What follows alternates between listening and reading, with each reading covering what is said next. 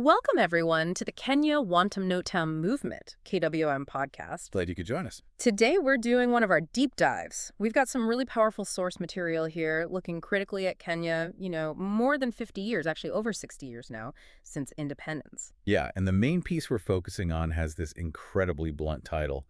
Nothing will change Kenya after more than 50 years of independence unless we act. It really sets the tone, doesn't it? So our mission today is basically to unpack what the source is arguing. First, looking at this idea of systemic decay, how things went wrong. And importantly, how the source sees us as deliberate plunder, not just bad luck or mismanagement. Right. And then the second part is this call to action, a pretty radical idea of what revolution means in this context and what citizen action looks like. It all starts, as the source frames it, with that initial promise of independence, the excitement back then. Absolutely. Flags waving, huge expectations. The source mentions it clearly. Schools for every kid, hospitals for every family, real dignity for workers. That was the dream. That was the dream. And here's the paradox the source hits you with right away. Today, that dream, it feels, and this is a direct quote, like a lie. Wow. So how did we get from that hope to this feeling of profound betrayal? That's really the core question, isn't it? It is, and the source dives right into the visible signs of that decay. Okay, so let's dig into that landscape of decay. The source paints a really vivid, almost heartbreaking picture of daily life across the country, villages, towns, cities. And the argument is that this isn't just hardship, it's become ordinary. Systemic failure is the norm, not the exception. Poverty isn't just something that happens. The source suggests it's almost like a policy outcome. Managed neglect, maybe? Exactly. And look at healthcare. This is where it gets really stark. The source calls public hospitals, well, death traps. That's incredibly strong language. Is it just hyperbole? I don't think so, based on the details provided. It reflects this documented reality where the basic function of providing care has just collapsed in many places. Can you give us some examples from the source? Sure. So patients show up, maybe very sick, and they're told, sorry, we don't have the drugs. Not complex chemo drugs. Sometimes we're talking basic painkillers, antibiotics. So the families have to. They have to somehow find money, go outside to private chemists, and buy the medicine themselves. The failure of the state becomes their personal financial burden, right when they're most vulnerable. Unbelievable. And then there's the equipment. The source talks about essential machines, CT scanners, X-ray machines, even basic stuff in operating theaters broken.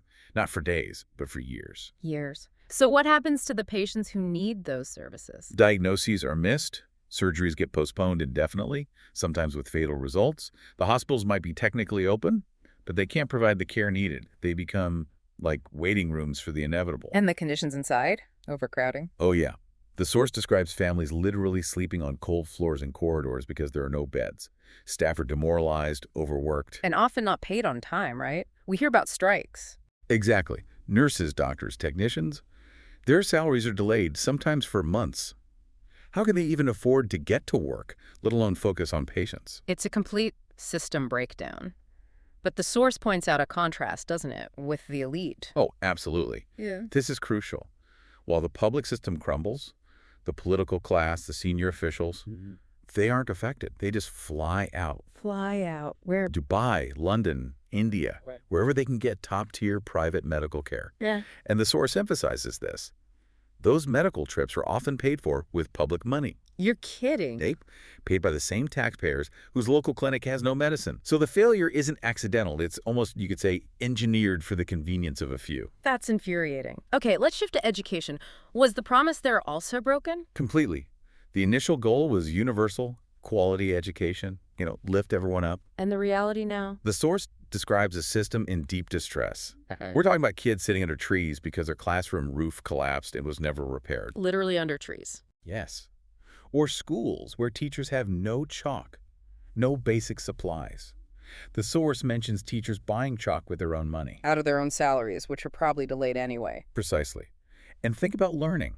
How can kids learn effectively when, as the source states, you have 6 or 7 students huddled around one single textbook? Impossible. Forget computing globally. How do they even get a fair start domestically? They don't. It creates this massive inequality right from the beginning. And again, look at the hypocrisy. The politicians? They know good education matters. Their own kids, they're in expensive private academies or studying abroad in the UK, the US, wherever. Well, they maybe give speeches in Parliament about reforming public school. Exactly. Promising reforms they never actually fund or implement. It ensures the elite reproduces itself generation after generation while the public system stagnates. So healthcare failing, education failing. What about the people who actually make the country run day to day, the civil servants? Yes. The clerks, the police officers, health workers, teachers, engineers. The source calls them the engine of the country, the ones keeping things from completely falling apart.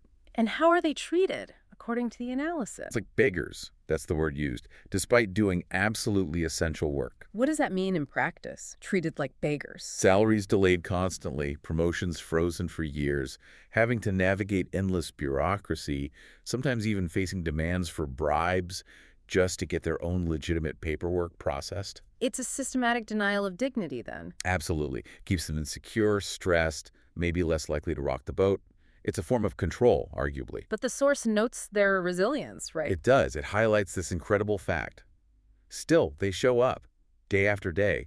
This dedication is almost taken for granted, exploited even. That passive acceptance, the source implies that has to change. Yes, and this leads us right into the next part, understanding why this decay isn't fixed, why it's allowed, even encouraged, to continue. Okay, so it's not just things falling apart due to neglect. The source argues there's something more deliberate happening. Yes, definitely. It shifts from decay to active extraction. The word the source uses repeatedly is plunder, not mismanagement, but organized theft. And it connects this directly to the political system, even democracy itself. Sharply. The critique here is surgical. It says our elections often aren't real democracy in action. They're more like a performance stage to keep us busy while they plunder. A performance. Wow. So the voting, the campaigning, the arguments, it's all a distraction. That's the argument. Keep people busy arguing about parties, about tribes, maybe about personalities, while behind the curtain, the systematic looting of public resources just carries on. And this cycle just repeats. That's the tragedy laid out. People vote, often with hope. Then they argue, sometimes violently, over the results. A small group gets into power, and almost immediately the focus shifts to accumulating personal wealth while the majority find themselves worse off. Promises broken, hope fades, until the next election cycle starts the performance again. Precisely. And what's really striking now, according to the source, is how open the theft has become, the boldness of it. What do you mean by boldness? It's not hidden away in Swiss bank accounts anymore, or not solely. They flaunt it. Huge motorcades clogging the streets, multi-million-dollar mansions popping up, luxury holidays posted on Instagram. Taunting wealth obtained how? Often, the source alleges, by diverting funds meant for public projects, building hotels with money meant for dams, buying luxury cars with funds meant for medicine. It's done in daylight, the source says. How do they get away with it? That level of impunity seems incredible. Well, the source calls it the confidence of impunity. They know they'll likely face no real consequences. But why? Why are they so sure? The source breaks it down. 1, they bank on the public complaining, maybe getting angry online, but ultimately not taking coordinated action. They will complain, but not act. Okay, what else? 2, the police and security forces often protect the powerful, not the public interest. They're part of the system of control. And the courts. Isn't that where accountability should happen? That's the third, maybe most critical piece. They rely on the judiciary to stall. Cases involving powerful figures get dragged out for years, decades even, Until until evidence disappears, witnesses recant or vanish, judges get transferred, or simply public attention moves on to the next scandal. The calculation is cynical. People will move on, because they always do. So the institutions that should provide checks and balances are actually part of the problem. They become enablers of the plunder economy, according to this analysis. Yeah. And to prove this isn't just recent, the source lists this whole litany of past scandals. Right, a history lesson in theft. A grim one. It names names, so to speak, or at least names the scandals. Goldenberg, way back. Anglo leasing, those phantom contracts. The Eurobond questions. Yep. The COVID-19 funds that vanished when people were dying. The dam projects where billions were paid, but no dams appeared. Yeah. Housing funds. It's a pattern. Every year, new names, new numbers, as the source puts it. But the result is always the same. Billions disappear. No one powerful goes to jail. Files get lost. Courts delay indefinitely. And the suspects, the source says they laugh. They know the system protects them. Which leads to that really powerful reframing statement in the source. Ah, yes. The one that changes everything. Kenya is not poor. Kenya is robbed. Say that again? Kenya is not poor. Kenya is robbed. What's the significance of phrasing it that way? It's transformative. It shifts the narrative entirely. The problem isn't a lack of resources or needing more foreign aid or being inherently poor. The problem is internal. It's organized theft, essentially organized crime, operating at the highest levels. So our taxes. Our taxes, the source argues, are building their mansions, not our classrooms. Our hard work, our sweat, pays for their motorcades, not for hospital beds. Our votes are, in effect, funding their luxury holidays, not nurses' salaries. That realization that the money is there, it's just being stolen, that's meant to be the catalyst for action, isn't it? Exactly. It demands a different kind of response. Not just voting differently, but organizing differently, building a unified front. Which is where something like a dedicated movement becomes essential. Precisely. And this is why we need to talk about the Kenya Wantam Notem movement, KWM. The kind of systemic failure the source describes needs a systemic response from the citizens themselves, a way to connect and coordinate outside the broken official channels. So if this analysis we've been discussing, the decay, the plunder, the feeling that your efforts are funding luxury instead of essentials, if that resonates with you listening, Then you need to be part of building the solution. yeah. We strongly encourage you right now, actually, go visit www.wantamnotem.com. Tell us about the site. What can people do there? Okay, so www.wantamnotem.com is the online hub for the Kenya Wantam Notem movement, KWM. We set it up so all 47 counties are listed. The idea is for it to be a platform for localized, unified action. So you find your county. Find your county, create an account, it's straightforward, and then start sharing. Post your ideas, discuss concrete actions. What can we do together in our village, in our town, to challenge this status quo? How do we collectively force dignity back into our communities and our nation? That's the space we're trying to create. Okay, www.wantamnotem.com. Definitely worth checking out. So this sense of plunder leads to a need for action. Does the source see any signs of that action starting? Yes, it does. Despite the bleak picture of impunity, the narrative takes a turn here. It acknowledges that cracks have begun to show in that wall of silence and acceptance. So it shifts from despair towards maybe empowerment. Exactly. It emphasizes that people are not powerless. And the most potent recent example it points to is the rise of the youth, particularly Gen Z. Yes, we saw that quite vividly. What was different about their approach, according to the source? Well, first, they just refused the old culture of silence. They weren't intimidated. And their organization was initially very digital, very decentralized, using social media platforms smartly to coordinate, share information, bypass the mainstream media, which is sometimes seen as compromised. And they managed to take that online energy offline. Massively. It wasn't just protests in Nairobi. They mobilized in Kisumu, Eldoret, Mombasa, Nakuru, multiple cities and towns at once. Real coordination. And their demands were quite specific, weren't they? Very fundamental, very direct. Working hospitals, decent schools, fair pay for their parents and essential workers, and crucially, accountability for all the stolen money. Basic dignity, really. And they faced a pretty harsh response. They did. The source highlights their bravery, facing tear gas, water cannons, even live bullets in some tragic cases. But they kept coming back. They refused to be silenced by that intimidation. That sustained non-cooperation was key. But the source also mentioned something about isolation, that they weren't fully supported. This is a really critical point in the analysis. It argues that many institutions you'd expect to stand with them, maybe religious leaders, prominent elders, established civil society groups, even some unions, they stayed silent.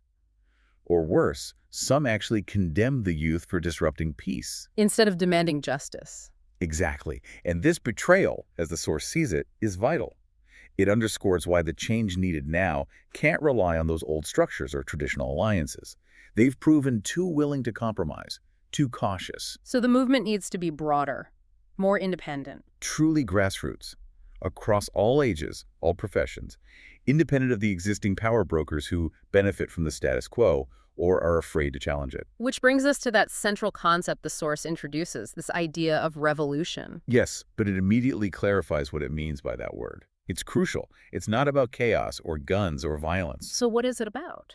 It's defined by one simple, powerful, accessible action: refusal. Revolution means refusal. Explain that. It reframes the whole thing. It makes the revolution nonviolent. It makes it structural. And it means every single citizen can participate, no matter who they are. It's about withdrawing your consent, your cooperation, from the system that enables the plunder. Systemic non-cooperation. Precisely. And the source gets very specific about what this refusal looks like in practice. It lists concrete actions, pillars of refusal, linked directly to breaking that cycle of theft and impunity. Okay, let's go through them. What's the first pillar? Refusal to take bribes during campaigns. This hits directly at the transactional politics. You know, the small handout today that buys your silence and vote for the next 5 years. Refuse it. Makes sense. What's number 2? Refusal to clap at rallies. This sounds small, maybe, but it's about denying the performers their applause, stripping the political theater of its fake legitimacy. Don't participate in the charade. Interesting. The third pillar. This one is huge. Refusal to let thieves divide us by tribe. The source hammers this point home. Tribalism is the main tool the elite uses to keep people fighting each other instead of demanding accountability from them. Refusing that division is critical. Standing together, unified, across ethnic lines. That's powerful. Pillar 4. Practical accountability. Refusal to re-elect liars. Simple as that. End the cycle of forgiveness for politicians who demonstrably betray public trust or are caught up in scandal after scandal. No more second chances for proven thieves. And the fifth pillar? Refusal to bow before the same criminals who destroyed our future. This is about reclaiming dignity, not being deferential to wealth when you know how it was acquired, creating a culture where corruption is shameful, not aspirational, ending the worship of thieves, as the source calls it. So those 5 acts of refusal: refusing bribes, refusing applause, refusing tribal division, refusing liars, refusing deference, that's the core of this nonviolent revolution. That's the framework presented. It's a strategy for dismantling the system from the inside out through collective citizen action. So the strategy is refusal, powered by unity. The source really emphasizes that unity aspect, doesn't it? Absolutely. It says the only way forward is everyone together. Teachers, nurses, engineers, clerks, the boda writers, students, farmers. Everyone standing as one solid block. Why is that unity so critical? It's about numbers and leverage. The source puts it very bluntly, almost like a calculation. They cannot ignore us all. They cannot buy us all. They cannot shoot us all. Wow, that's a powerful statement of collective strength. It is. If the entire nation, or even a significant coordinated part of it, simply refuses to play the game anymore, refuses to cooperate with the plunder, the system breaks down.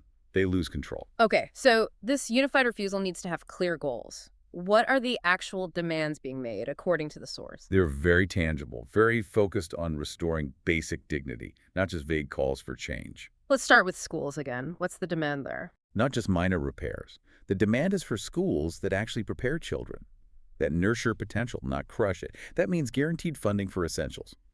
Books, desks, proper classrooms, and crucially, paying teachers fairly and on time so they can teach with dignity. Right, treating them like the professionals they are. What about hospitals? The demand is simple. Hospitals must heal, not kill. That requires a reliable supply of medicine. It requires machines that actually work because they're maintained. And it requires creating conditions where doctors and nurses feel valued enough to stay in Kenya, not leave for opportunities abroad. Reverse the brain drain. Makes sense. And the civil servants? The engine workers? Fair pay.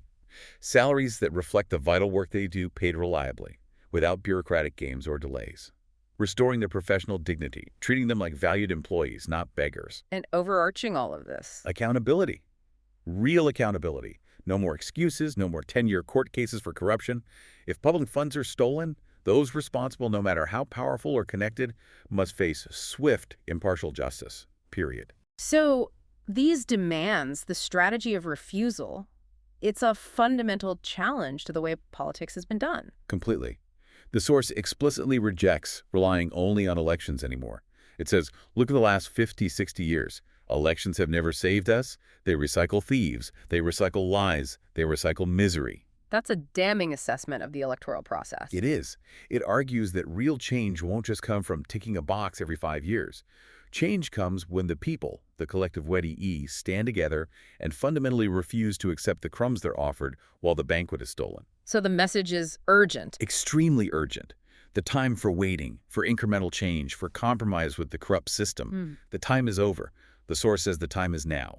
Now is the moment to reset, to break the silence, to end this culture that almost seems to worship the thieves. Which points towards a final conclusion about where salvation lies. or doesn't lie. Right. It concludes with a powerful message of self-reliance. No one will save us but ourselves. Meaning, don't wait for foreign saviors, don't wait for donors or NGOs to fix things, and certainly don't wait for the politicians who created or benefited from the mess.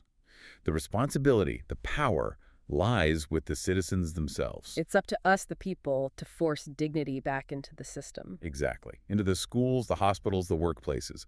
The source essentially says, 60-plus years of waiting has been enough.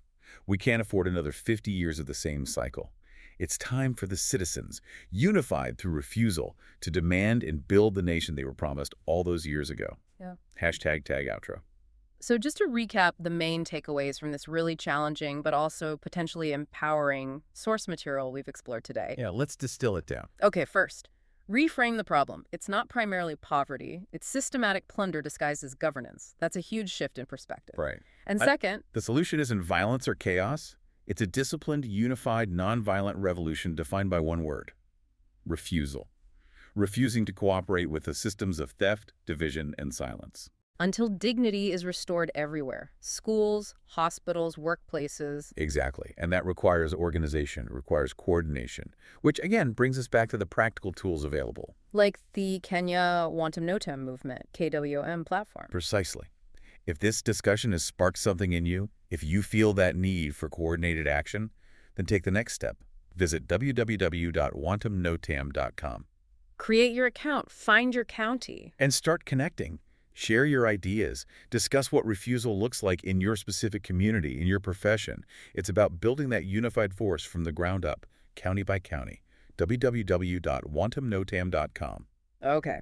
So the source argues the only thing really standing between the current broken system and a fresh start is our collective willingness to stop accepting crumbs, to actually practice refusal, which leaves us with a final thought for you, the listener, to maybe mull over. Yeah, think about this. Beyond just voting, what concrete nonviolent acts of refusal could you personally or collectively with others in your sphere implement? How can you disrupt the everyday machinery of impunity in your own life or work? And how do we make sure this energy, this unified refusal, doesn't just flare up and die down, but actually translates into lasting, sustained dignity for everyone? Something to consider. Thank you so much for joining us for this deep dive on the Kenya Wantum Notam Movement, KWM podcast. We hope to see your ideas and engagement over at www.wantumnotam.com. Thanks for listening.